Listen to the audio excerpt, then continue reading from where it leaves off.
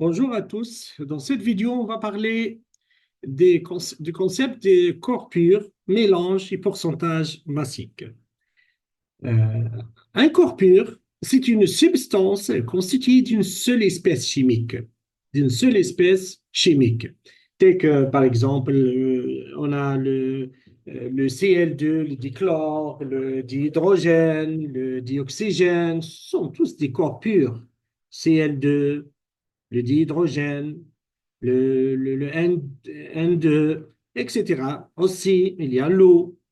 L'eau, elle a la formule H2O, deux atomes d'hydrogène et atomes d'oxygène. Et donc, l'eau, lorsqu'on a de l'eau, on a plein de molécules, et toutes ces molécules sont formées uniquement à partir de H2O. Donc, deux atomes d'hydrogène et un atome d'oxygène. Donc, ça reste un corps pur. Maintenant, qu'est-ce qu'un mélange? Un mélange, c'est une substance qui se constitue de plusieurs espèces chimiques, au moins deux espèces. Donc, au moins deux espèces pour dire que c'est un mélange. Par exemple, si j'ai de l'eau, si j'ai de l'eau ici, je vais ajouter du sucre, par exemple, du sucre, et après agitation, on va avoir ce qu'on appelle l'eau sucrée. L'eau sucrée. Donc, l'eau sucrée, c'est un mélange donc, de H2O, des molécules de l'eau, et du sucre, glucose, etc. Donc, il est sucré. Aussi, on peut dire que l'eau salée, si on a du sel, du sel, si on ajoute le sel à l'eau, ça c'est l'eau, si on ajoute du sel à l'eau, et on va, après agitation, bien sûr, on aura un mélange. Et donc, c'est un mélange, il y a deux constituants. Quels sont ces deux constituants? Le sel et le sucre. Et quels sont ici ces deux constituants? C'est l'eau et pardon, ici c'est le sel et l'eau, mais ici c'est le sucre et l'eau. Donc, ce sont toujours deux constituants. On peut avoir plusieurs constituants, trois, quatre. Donc, à partir de deux, si on a deux espèces, donc on dit que cette substance constitue un mélange. Voilà, donc ça, c'est la différence entre un corps pur et un mélange.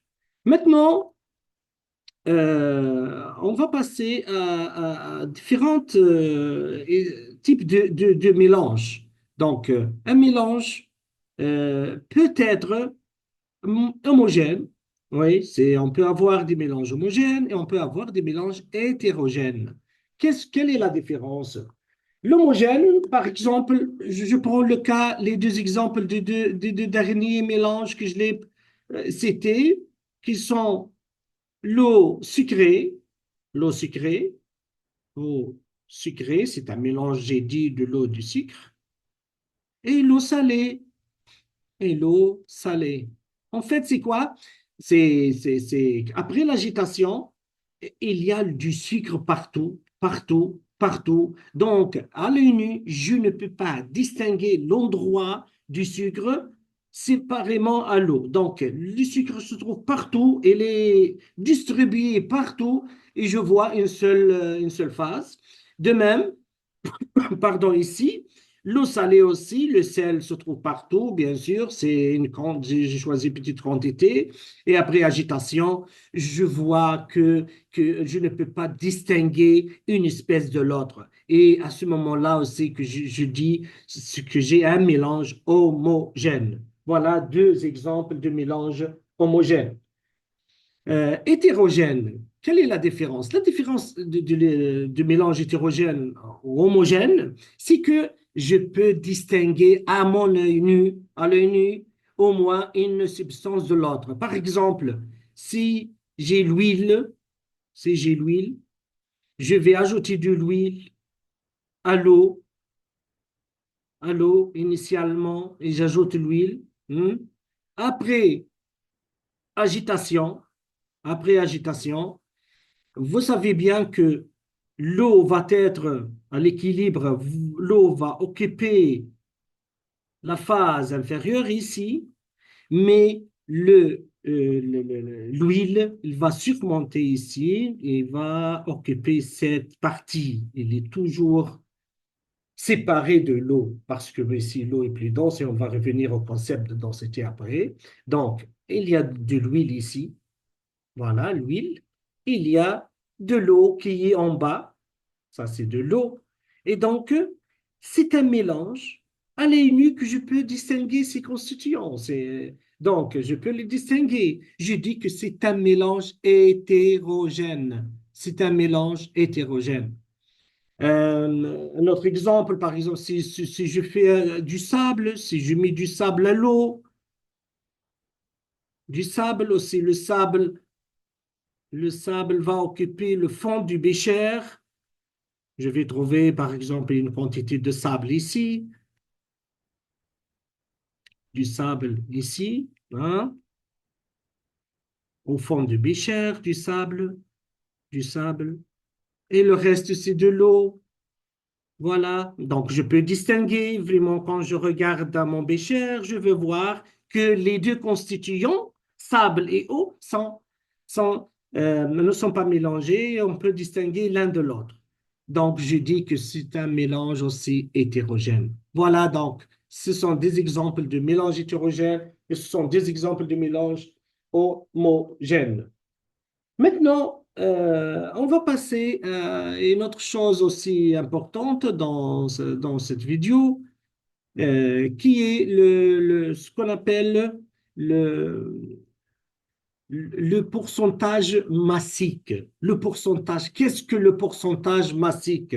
Alors, puisque j'ai un mélange, puisque j'ai un mélange, donc j'ai plus de deux constituants, au moins deux constituants, je peux avoir trois, quatre, et donc chaque constituant a son propre masse dans cette solution, par exemple, ou dans ce mélange. Et donc, je peux donner des informations. Généralement, vous trouvez des informations sur des solutions en pourcentage massif. Qu'est-ce que ça veut dire? Ça veut dire que représente un de ces constituants, la masse de l'un de ces constituants par rapport aux masses totales. Par exemple, je peux voir cet exemple. Une solution de 100 mg de sérum, voilà, je peux représenter ici la solution. Ça, c'est ma solution. Supposons que cette solution contient beaucoup de constituants, mais elle pèse 100 mg. Voilà, 100 mg. Entre autres des constituants qui est indiqué sur l'étiquette ici de cette solution, il y a ce qu'on appelle le chlorure de sodium. Chlorure de sodium, son symbole c'est NaCl, chlorure de sodium. Chlorure de sodium. Alors, ici, le chlorure de sodium a une masse. Il participe avec certaine masse dans la solution qui est 30 mg. La question, c'est calculer le pourcentage massique de NaCl dans la solution. Ici, je vous rappelle, ça s'est vu dans le cours, le pourcentage massique, PM, P indique pourcentage M massique, c'est la masse du constituant, masse ici de NaCl, chlorure de sodium, divisé par la masse totale, M tot, c'est-à-dire masse totale, fois 100. Voilà, fois 100. Et c'est un pourcentage, bien sûr, que j'exprime avec ce symbole. Alors, ici, dans notre cas, le PM de NaCl, c'est combien la masse de NaCl contenue ici? Elle participe j'ai dit, 30 milligrammes. Donc, je mets la masse de NaCl qui est 30, je divise par la masse totale qui est 100, ça c'est la masse de toute la solution, multiplié par 100. Et donc, euh, voilà, donc j'ai ce pourcentage qui est égal. Donc, ici, c'est 100 fois 100, je simplifie, il reste 30. Donc, j'écris 30%. Voilà, ça, c'est le pourcentage massique. Voilà, c'est le pourcentage massique, pardon, le pourcentage massique de NaCl. Par exemple, si j'ai un autre constituant, ici dans la solution, soit par exemple NaOH, par exemple avec une masse de 15 mg. Quel est le pourcentage massique de NaOH? NaOH, c'est la masse de NaOH, c'est la même chose, divisé par masse totale, fois 100. Donc, j'ai 20 sur 100 fois 100, fois 100. Et donc, c'est 20%. C'est 20%. Un conseil, maintenant, c'est faites attention, il faut des unités. Il faut que l'unité utilisée pour masse d'un NaCl qui est en milligrammes, donc masse totale doit être en milligrammes. Si par exemple, de même pour un OH, si par exemple on vous donne la masse du constituant, un NaCl par exemple en grammes, la masse totale doit être en grammes. Donc, méfiez-vous, il faut choisir et faire les conversions possibles pour avoir les deux masses en même unité. Si la masse totale est en grammes, je dois convertir l'autre masse de constituant en milligrammes, ou bien je convertis les deux en milligrammes, ou bien les deux en grammes, de façon que j'ai la même unité en haut et en bas pour calculer le pourcentage massique. Alors, maintenant, on va voir un autre exemple, là où on vous donne le pourcentage massique et on demande la masse de l'un des constituants. Alors, donc c'est l'exemple suivant. Donc, vous allez voir ici dans cet exemple, c'est, c'est, la question est posée d'une autre façon, mais toujours on utilise la même formule, pourcentage massique d'un constituant, c'est la masse du constituant ou de l'espèce, toujours sur la masse totale, multipliée par 100. Alors, ici, une solution de 300 grammes contient 12,5% de glucose. Voilà.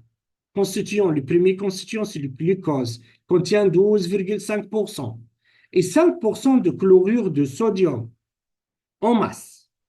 Calculez les masses du glucose et du chlorure de sodium contenues dans cette solution. Voilà. Donc, qu'est-ce qu'il nous donne dans cet exercice? Il nous donne le pourcentage massique et il pose la question maintenant concernant la masse du constituant, qui sont ici le glucose et le chlorure de sodium. Tout d'abord, je prépare la formule et je vais réécrire cette expression d'une autre manière. Parce que moi, je suis en train de chercher masse du constituant. Donc, je dois multiplier cette équation par masse totale. Devient donc le pourcentage massique multiplié par masse totale, MTOT totale, cette masse, il s'en va donc ici, il y aura une simplification. Donc, qu'est-ce qu'il reste ici? Il reste ces masses du constituant ou de l'espèce. Je vais écrire espèce, masse de l'espèce, chercher, multiplier par 100. Mais moi, je cherche la masse de l'espèce chimique, M de l'espèce chimique, c'est égal le pourcentage massique multiplié par la masse, pardon, petit m total, divisé par 100. Voilà comment je peux calculer masse à partir du pourcentage massique. Donc, je reviens ici, je mets masse de l'espèce. Et quelle espèce? Je vais commencer par glucose. M du glucose, parce que la question, c'est calculer les masses du glucose et chlorure de sodium. Chlorure de sodium. Alors, je commence par glucose. C'est quoi la masse du glucose? C'est son pourcentage massique qui est 12,5%, multiplié par la masse totale. Quelle est la masse totale de la solution? C'est 300, donc fois 300, et divisé par 100. Donc déjà, j'ai 300 par 100, il reste 3, je simplifie. Donc 12,5 multiplié par 3 est donc égal à 37,5 grammes. Voilà.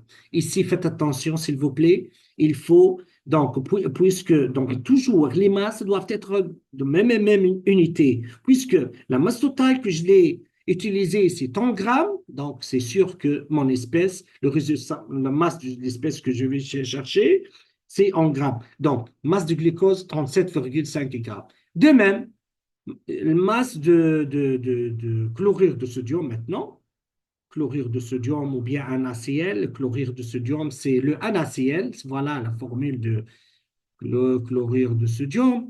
Et donc, c'est son pourcentage. Qui est le pourcentage de chlorure? C'est 5%. Donc, 5 fois masse totale de cette solution, c'est 300, divisé par 100, et à quoi égal donc? Il est égal à 15 grammes. Voilà, donc 15 grammes. Donc, cette solution contient 37,5 grammes de glucose et 15 grammes de NaCl.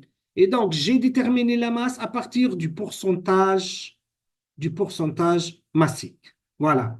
Donc, ces deux exemples. Le premier, c'est que le premier exemple, j'ai déterminé le pourcentage massique à partir du masse de constituant ou de l'espèce. Et le deuxième exemple ici, je connais le pourcentage massique et j'ai déterminé la masse de l'espèce chimique. J'espère que cette vidéo vous aide à bien comprendre donc notion de pourcentage massique. Et dans le prochain vidéo, je vais parler d'une notion de densité et tout ça. Donc, suivez-moi pour le prochain, prochaine vidéo. Merci beaucoup. Merci beaucoup.